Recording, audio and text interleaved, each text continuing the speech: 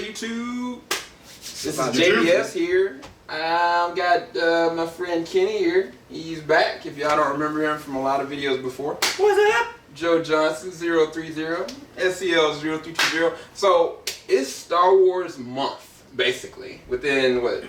14 Star Wars days? a year, man. Basically. Yeah, Basically, like, this is the time for all Star Wars geeks to get together and let's just go all at it, you know? I think I've seen more Star Wars stuff in the stores than like Christmas stuff. Yeah, like everywhere. I mean, they got Star Wars makeup, they got Star Wars like detergent, they got Star Wars underwear. Different level. It's everywhere. Like, people don't even know who Kylo Ren is, and they're like, I'm Kylo Ren, I'm gonna, you know, but either way, what we're gonna try to do is we're gonna start doing reviews for, I don't know, was that Baymax? That was Baymax. If you heard that was a ringtone, Baymax, Big Hero 6. If you haven't seen it, you should. But we're going to be doing for our first review for Star Wars Episode 1, The Phantom Menace, what we thought about it. This is not going to be an in-depth review. This is going to be just an overview. I just finished watching it, and both of them, they've seen the movie multiple times, so we're going to do our best judgment on what we thought about the movie. First off, do we like the movie? For thinking about from A New Hope, Empire Strikes Back, and then, of course, Return of the Jedi to this, in 1999, everybody was like, okay, we got amazing franchise that's come back with improved graphics, with George Lucas at the helm technically. Is it going to be, you know, a good movie? And a lot of people, regardless if it was a good movie or not, and Kenny said this in the past, that people were just going to go just because this is Star Wars back in the cinemas. And a lot of people, even now with The Force Awakens, they don't know if this is going to be good or if it's going to be better than their originals, but they are going to be there because of the craft that is Star Wars. So, what did we think about, I guess, when it went to the theaters? What was y'all's first impression when y'all came out of the theater? I think that's the best way to assess this. That's a good way. I know I enjoyed it. Like, I genuinely enjoyed it first time I saw it. You know, we were much younger, clearly. But I think of it like the James Bonds.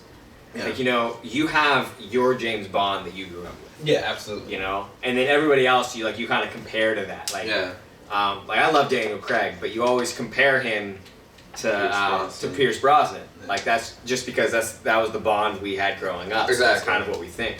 So I kind of think of that with this. Like, this is our base. Like, the other ones were older movies that our parents had us watch. Absolutely. You know, like, they were cool, but they weren't our generation Star Wars. Like, we didn't go to the cinemas and watch them. This was our franchise. This was our year. So there's a lot of people that, even though most people say that the prequels are terrible, they kind of like, this is all I know. You know what I'm saying? And even when I went to the theaters, I was really excited to see this movie. Like, it was so much hype behind it. And I mean, I enjoyed it for the most part. Like, even looking at it now, there are a lot of things that I had missed out on that I didn't see. And I think there was some cliche moments here and there, but that was the thing about Star Wars that was so good. But then when I compare the graphics from the old one to this one, I mean, there's so much more innovation. Even like the final fight sequence between Darth Maul and Obi-Wan Kenobi and Qui-Gon Jinn, that was amazing. Oh yeah. I mean, that in and of itself, like, made it up for me because I've never seen like a real true like fight sequence when they were like the knights, you know what I'm saying? Like, this is Luke Skywalker that was trained by an old Yoda, and then Obi-Wan when he was old. So we never got to see them like in full-fledged Jedi mode. Yeah. This was the first time we actually got to see that. But what was your impression when you came out of the theater first time seeing it? Oh, I thought it was pretty good. Like, cause you know, kind of like we were talking about before, kind of like comparing to like the older Star Wars. It was like, you know, you never seen pretty much a Jedi or even a villain who had like a dual-ended lightsaber. Oh gosh! Like, that was just nuts. And that's why everybody's geeking about this new lightsaber with Kylo Ren. It's like, wait, what are these two ends for? You know, like, I'm really curious to see how they're actually gonna play that, because he's gonna lob his arm off back. I know, like, practically speaking, that doesn't seem to work with a lightsaber. So like, I'm hoping that it's gonna have something else in play there, but we'll see. But you're right. Yeah, and not only that, but that Anakin Skywalker, man, is like, it's like night and day, man. Like, where he started from as a kid to like what he becomes, who he becomes, like, Vader. Yeah. And it's just crazy, especially this scene when he was actually like racing. That's probably one of my favorite scenes in the entire movie. Yeah. The pod racing sequence, a lot of people have been on the fence with that, from what I've understood. I think they made a video game off that. They did, because I played it. Yeah, it was pretty that was fun game. I remember that. I can't believe you remember Yeah, that. dude, that was a fun game, man. But a lot of people say that the pod racing sequence, it dragged on too long for them. It was unneeded. They could have concentrated on so much more with Anakin and where he really came from with the midichlorians, all this kind of stuff. But to me, for me to establish his skill set, he's too young to have skills as a Jedi. He was too young for him to, like, you know, doing certain dark things to emulate. Like, the best way to showcase his skills was through the flying sequences. I mean, like, with the pod racing and at the very end, he was the one that went into an aircraft and learned how to use it just like that. Yeah. He was able to fix things and manipulate things without a real understanding or comprehension of what he was really doing, because of his skill. And even, like, for me, the sequence with him and Yoda and Mace Windu and them bringing him to the council, and basically Yoda was asking him, he was like, how much fear do you have? Like, your fear of, like, you know, with your mother. He's like, what does that matter? He's like, that matters everything. Fear leads to anger leads to suffering, you know. And that whole concept defined him as a character. If that had never happened, or if we never even got to see where this man kind of came from, he just got put to that point, you know, I don't feel like it would have had as much weight as it could have, regardless of what the second episode did or didn't do. I thought it was a good thing, but a lot of people, they were like, well, that was kind of unneeded, the whole power racing thing. What did y'all think? Did you think that that played a role? I'm with you. I mean,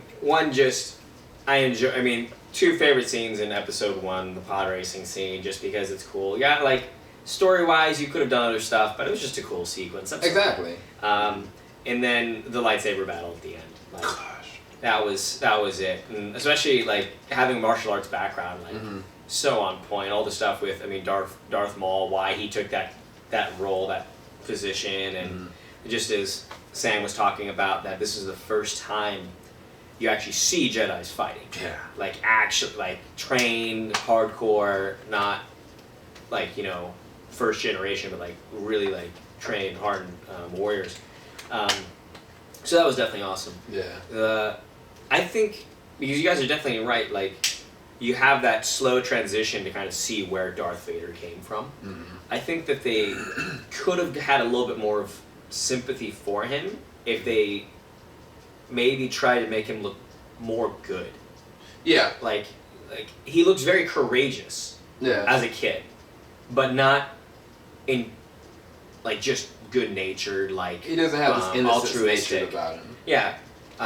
Because they just mentioned that he's fearful, and maybe this is more of a critique of this episode 2, where you next time you see him, he's just like dark. He's just dark, like, from the beginning, you know. Yeah. I'm like, like, you see his fun-going moments with Padme, but you don't see him.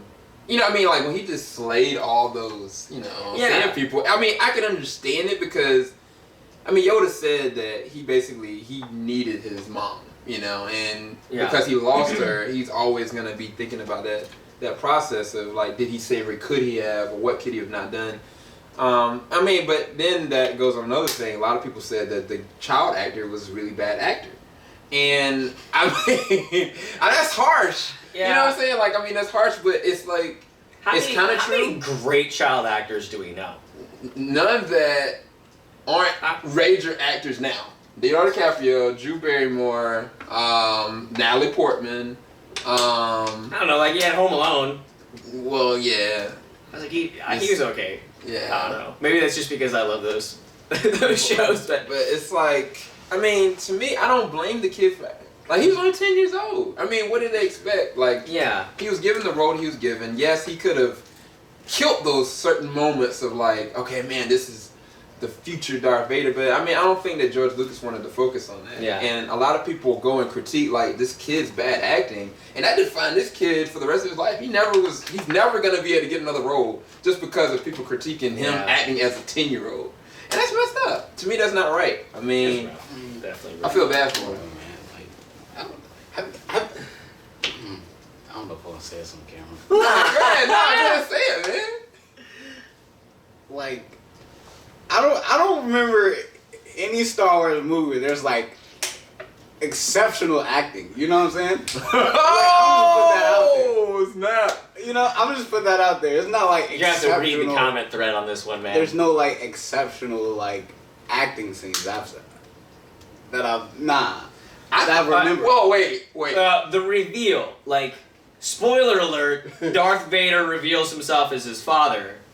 That acting was ridiculous, but in fairness, nobody on set knew that was going to happen. They so it was legitimately not acting. Exactly. It was just like they were reacting to what just happened. Like, he literally in the moment, it was just that emotional trigger. But, I mean, even to me, the end sequence when Qui-Gon Jinn was fighting Darth Maul on his own, like those doors that were sliding in, and you kind of knowing that something bad is about to happen. As soon as he gets killed, and like Ewan McGregor like emotes, and then he just goes. I was like, this is what a Jedi that's technically a Padawan feeling rage and anger all at the same moment, and a Jedi's not supposed to feel that. And that's the first time that it like took me, like, because when I look at this whole entire trilogy and I see him evolve as a person, as a character, I respect him more because this moment right here, he could have went to the dark side really easily.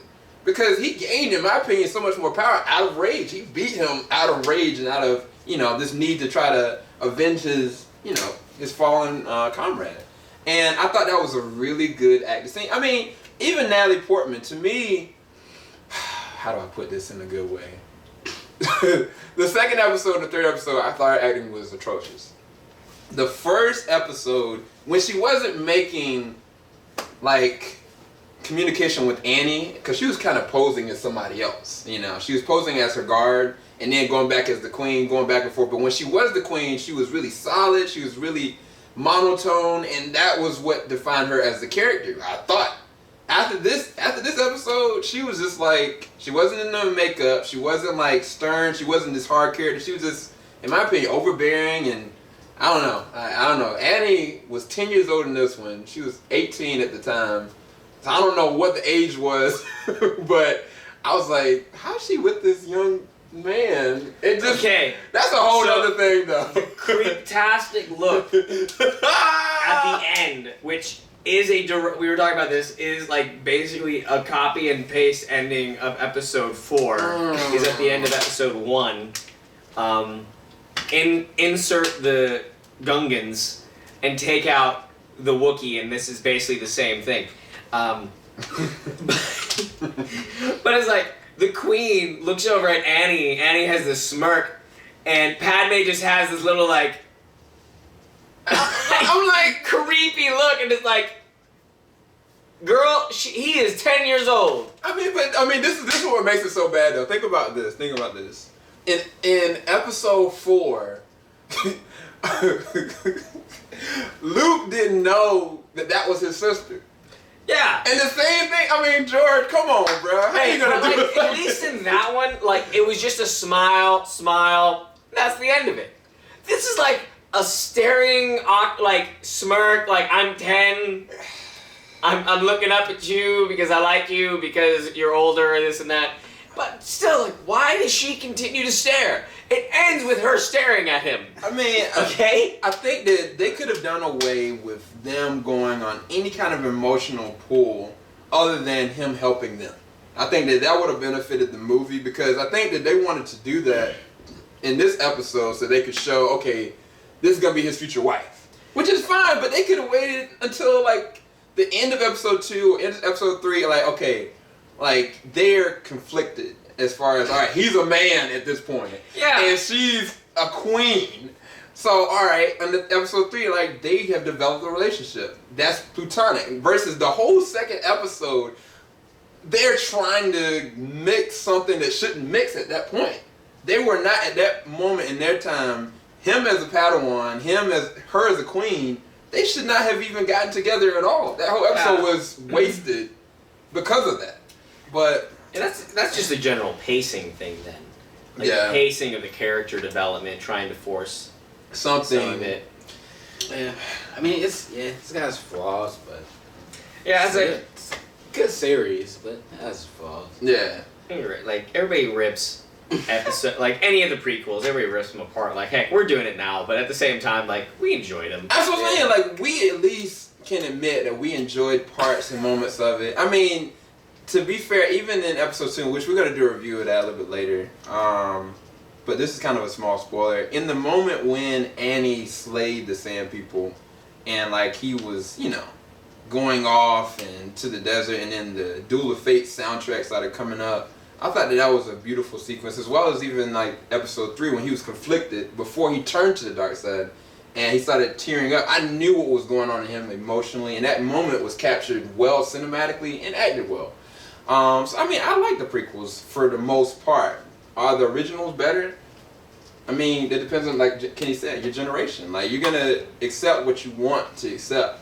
But I think some people just critique the series when they really kind of shouldn't. They should just enjoy it for what it is. But I guess, what would we give it a rating from 1 to 10? Each of us.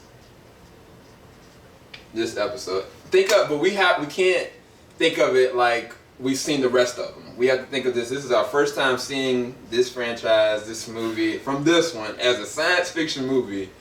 What would we give this as a rating?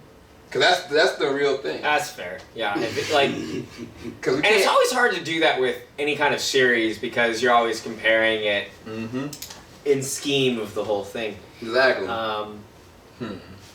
Science fiction movies. Science fiction movies are actually hard to like. Because, I mean, Star Wars was that defining.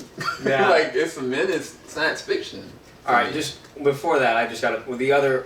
Everything everybody always bashes on Jar Jar.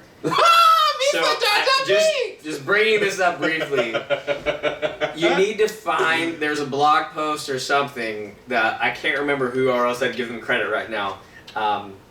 Basically wrote a description of how Jar Jar Binks is actually the Dark Lord Sith.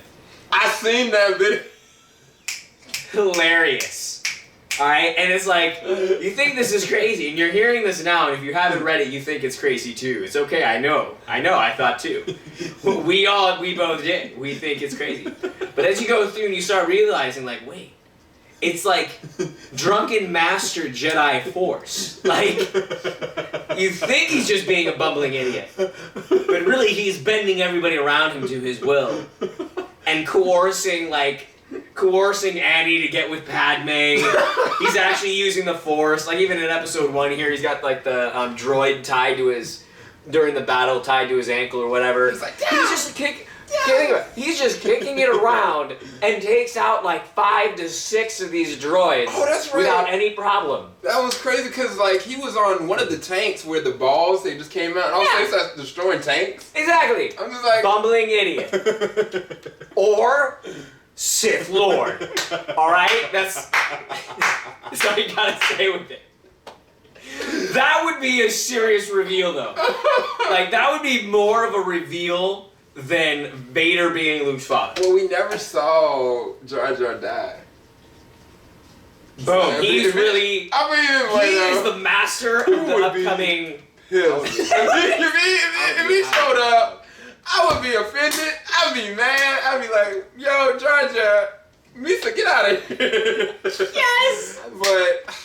But no, that Jar Jar Binks, how do I put this, man?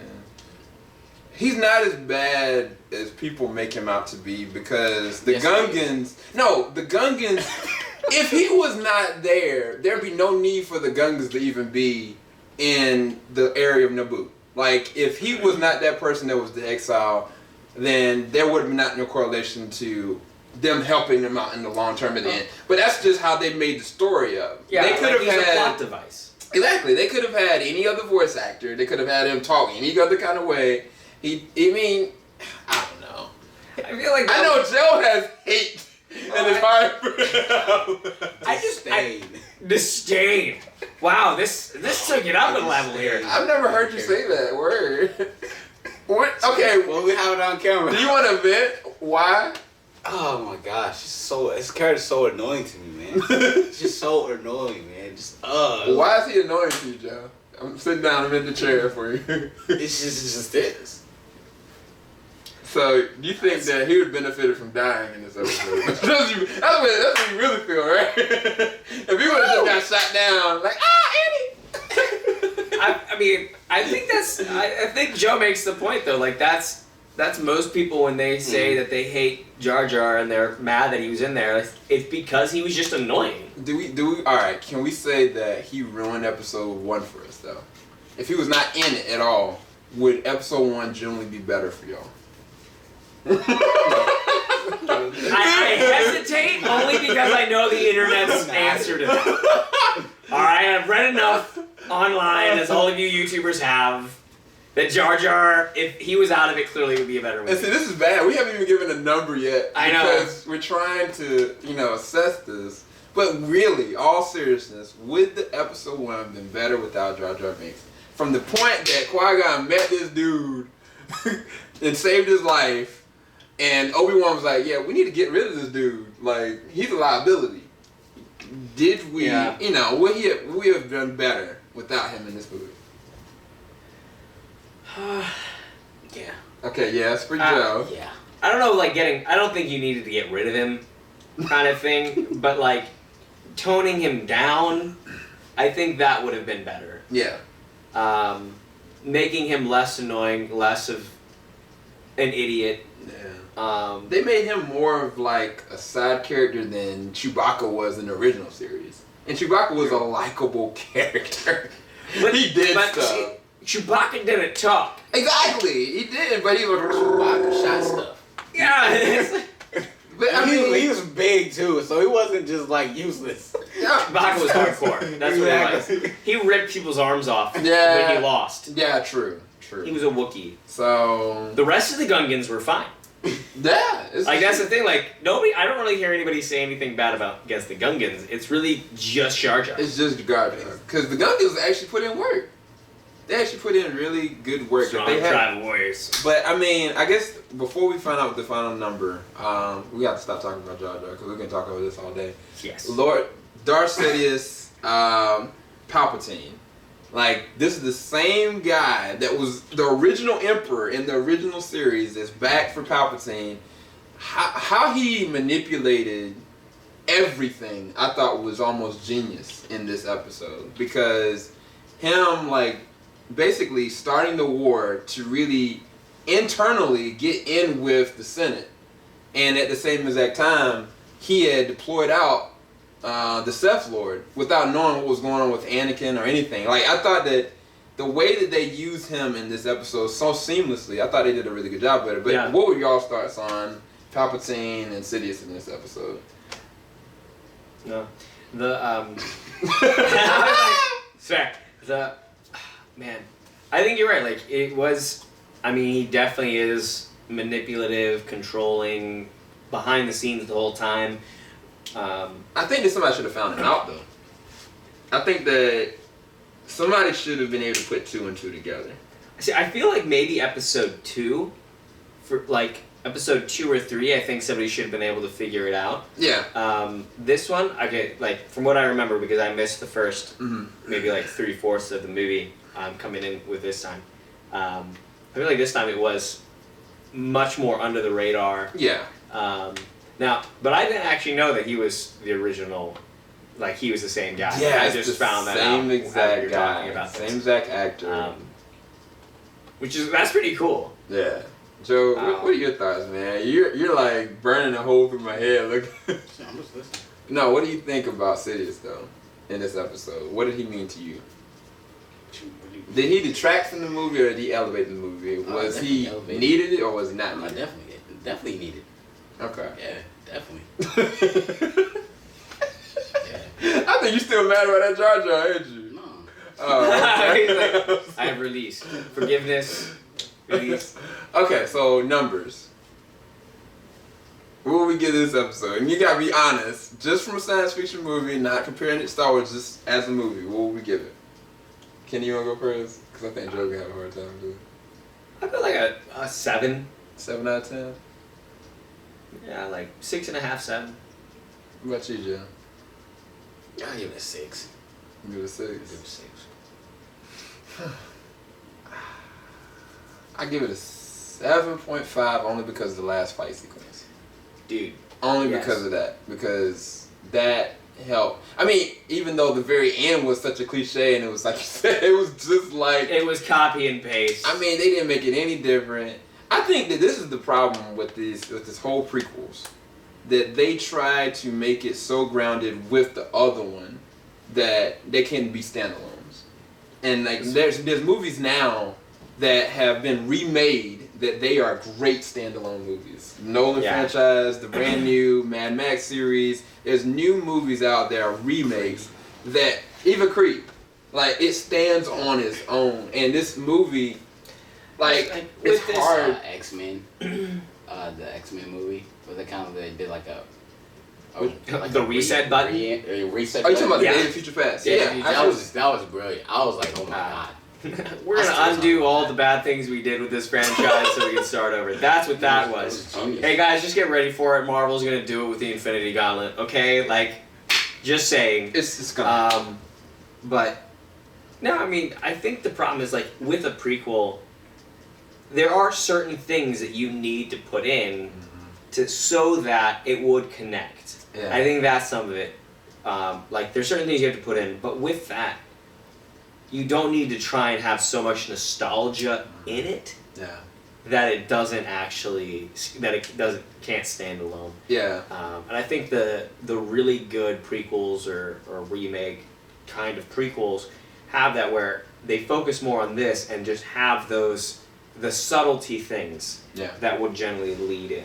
Yeah, absolutely. Because even like The Force Awakens, I mean, they've not given away anything, but they've got brand new authentic characters. They've got the original characters there, but they're not going to play big roles other than just generational. And this is 30 years later, and this movie seems like it's standing on its own. It seems different, but it's got that nostalgic feel, but it's not that much that, all right, I have to know what happened here. I think it's going to stand up on its own. And I don't know that I can say the same thing because it's a prequel. And that might be the problem because it's a prequel. Because a lot of people was like, what would you rather see, The Hobbits or the Lord of the Rings series, which is better? You know what I'm saying? Like I feel like it's the same exact thing because the Hobbit movies were good. But if I saw the Hobbit movies first before I saw the Lord of the Rings, would I like the Hobbit movies better? And I think that's where between prequels and sequels, that's where coming that kind of problem like that. Potentially, I mean, with Hobbit and Lord of the Rings, like I'll pick Lord of the Rings every time. Absolutely. But I mean, I feel like even so, like I've even said, like, you know, the prequels are more of what we grew up with. It's kind of a little bit more of our Star Wars. Yeah. But as far as like just picking better movies, like I'll go 4, 5, and 6 every time. Absolutely. You know, like it just will. I think they redefined a genre. Yeah. You know, like they set the bar. Yes, but it's like even if we watch them later, like they're better movies. Yeah. Well, I guess a good example of something that's brand new and authentic is Guardians of the Galaxy, right? Imagine if we You mean the Space Avengers? Yeah! Imagine if we took Guardians of the Galaxy, right, and try to compare Guardians of the Galaxy versus Episode 1. What is a better movie? You know what I'm saying? Like, I mean, because it's a standalone. Of course, Guardians of the Galaxy would be better for us, but even like, that wasn't even in our generation. That's in our kids' generation, technically. But it was like, when I look at that in comparison, like they could have done something similar and keep it like kind of this feel, but I don't know. I'm not gonna go. We're gonna keep going with this, and this is gonna be crazy. So I don't want to shoot down this movie. We gave it a 7.5, a 6.5 or 6, and 7, yeah, or 6.5. 6.5. Yeah. So that is our review for episode 1. / some of the prequels. We talked about everything. I don't even know how we're going to do episode 2. So we're going to try to stay more centralized. We meant to just make this really short. How long is this? I don't even know. Did we start recording? This is too long. I apologize, everybody. We're gone. JVS, Kenny, Joe, Sam, we're out. Peace.